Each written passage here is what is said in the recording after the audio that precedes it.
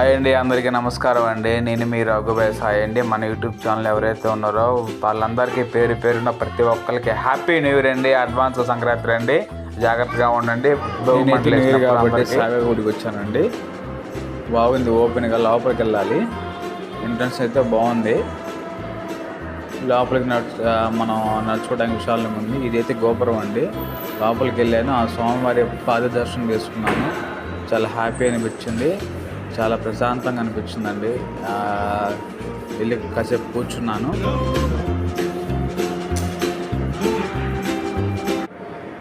అందరికీ నమస్కారం, అందరికీ హ్యాపీ న్యూ ఇయర్ అండి.